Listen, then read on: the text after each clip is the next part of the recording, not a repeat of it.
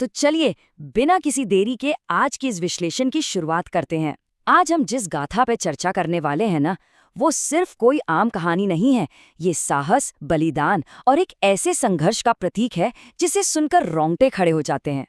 सोचिए, एक ऐसे योद्धा के बारे में जिसके पराक्रम से स्वयं देवता भी खौफ खाते थे। जी हाँ, हम बात कर रहे हैं महायोद्धा कर्ण की, जिन्हें हम अजेय सूर्य के नाम से भी जानते हैं। जरा कुरुक्षेत्र के उस मंजर की कल्पना कीजिए। पूरी धरती कांप रही है, चारों तरफ गगनभेदी शंखों की आवाजें गूंज रही हैं, और लाखों योद्धाओं के उस भारी भीड़ के बीच रणभूमि में एक ऐसा वीर बिल्कुल अडिग खड़ा है जिसका तेज एकदम सूरज के समान है। ये कोई साधारण दृश्य तो बिल्कुल नहीं था। ये इतिहास के सबसे भयानक युद्ध की बस एक शुरुआत थी, और इस रणभूमि के बिल्कुल केंद्र में खड़ा था वो महादानी योद्धा। चलिए सबसे पहले बात करते हैं हमारे पहले भाग की, कुरुक्षेत्र का नायक। अब आगे बढ़ते हैं दूसरे भाग की तरफ, जन्म और सामाजिक तिरस्कार। आपको पता है, इनके जीवन का जो मुख्य संघर्ष था ना, वो इनके जन्म के साथ ही शुरू हो गया था। अब एक तरफ तो इन पर ईश्वरीय आशीर्वाद था। माता कुंती और सूर्यदेव के पुत्र होने के कारण जन्म से ही इनके शरीर पर दिव्य कवच और कुंडल मौजूद थे। मतलब ये चीजें उन्हें सचमुच अजेय बनाती थीं। लेकिन दूसरी तरफ जो सामाजिक वास्तविकता थी, वो इसके बिल्कुल उलट थी। किस्मत ने उनके साथ कोई न्याय नहीं किया। समाज ने उनकी इन ईश्वरीय शक्तियों को पूरी तरह नजरअंदाज कर दिया और जिंदगी भर उन पर सूत पुत्र का लेबल लगाकर उन्हें लगातार अपमानित किया। सच कहूं तो ये एक बेहद पीड़ादायक स्थिति थी। और यहीं से कहानी मुड़ती है हमारे तीसरे भाग की ओर, वीरता और सच्ची मित्रता। इन सब के बावजूद कर्ण ने अपनी नियति खुद लिखने का फैसला किया। सबसे पहले तो उन्होंने महान गुरु परशुराम से धनुर्विद्या सीखी और एक ऐसा योद्धा बने जिसकी कोई मिसाल नहीं थी। लेकिन फिर क्या हुआ? हस्तिनापुर की भरी सभा में उन्हें अपनी कला का प्रदर्शन करने से ही रोक दिया गया। उन्हें एक बार फिर घोर अपमान का सामना करना पड़ा, और ठीक उसी वक्त आता है सबसे निर्णायक मोड़। दुर्योधन ने आगे बढ़कर उनका हाथ थामा और उन्हें सीधे अंग देश का राजा घोषित कर दिया। बस उसी एक क्षण में कर्ण ने दुर्योधन के प्रति आजीवन सच्ची मित्रता निभाने की कसम खा ली।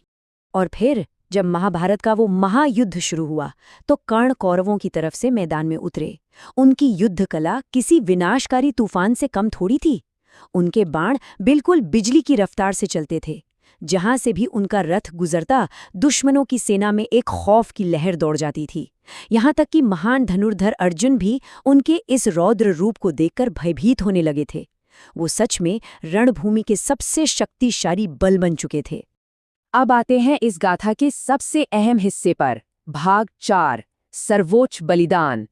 तो यहाँ सबसे बड़ा सवाल ये उठता है कि आखिर उन्हें महादानी क्यों कहा जाता है। देखिए, महादानी का सीधा सा अर्थ है सर्वोच्च दाता। एक ऐसा व्यक्ति जिसके दरवाजे से कोई भी याचक या मांगने वाला कभी खाली हाथ वापस लौट ही नहीं सकता। उनका ये दान उनके शक्तिशाली बाणों से भी कहीं ज्यादा प्रभावशाली था। महाभारत युद्ध से ठीक पहले की बात है। भगवान श्री कृष्ण ये बहुत अच्छे से जानते थे कि जब तक कर्ण के पास वो कवच और कुंडल हैं, उन्हें हराना लगभग नामुमकिन है। तो हुआ ये कि देवराज इंद्र एक ब्राह्मण का भेष बनाकर उनके पास पहुंच गए और दान में सीधे उनका वो दिव्य कवच और कुंडल ही मांग लिया। कर्ण इतने चतुर थे कि वो तुरंत समझ गए कि उनके साथ एक बहुत बड़ा छल किया जा रहा है। लेकिन फिर भी जरा सोचिए, उन्होंने बिना किसी हिचकिचाहट के मुस्कुराते हुए अपने शरीर से वो कवच और कुंडल उतारे और दान कर दिए। ये सच में अकल्पनीय है। अपने ही प्राणों की रक्षा करने वाले कवच को कोई ऐसे कैसे दे सकता है? पूरी दुनिया में निस्वार्थ भाव और बलिदान का ऐसा दूसरा उदाहरण आपको कहीं नहीं मिलेगा। और अब हम पहुंचते हैं 5वें भाग पर, अंतिम युद्ध। ये महाभारत के युद्ध का सबसे बड़ा और सबसे भयंकर दिन था। कर्ण और अर्जुन, उस समय के दो सर्वश्रेष्ठ महारथी, आमने सामने खड़े थे। उनके बीच एक ऐसा भीषण युद्ध छिड़ा कि उनके छोड़े गए दिव्य अस्त्रों की रोशनी से पूरा का पूरा आकाश चमक उठा।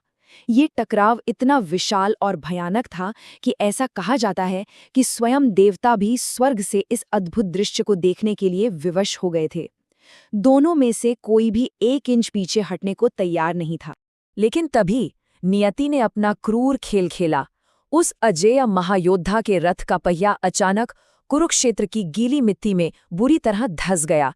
कर्ण पूरी तरह निहत्थे होकर उस पहिए को बाहर निकालने के लिए अपने रथ से नीचे उतरे।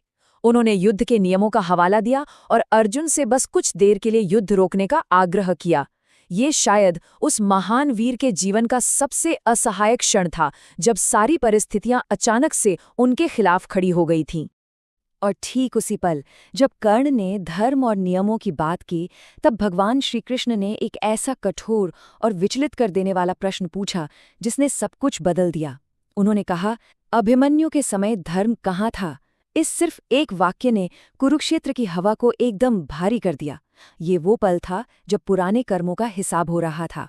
श्री कृष्ण के उन शब्दों को सुनते ही अर्जुन ने वो अवसर हाथ से जाने नहीं दिया और अपना दिव्य बाण छोड़ दिया।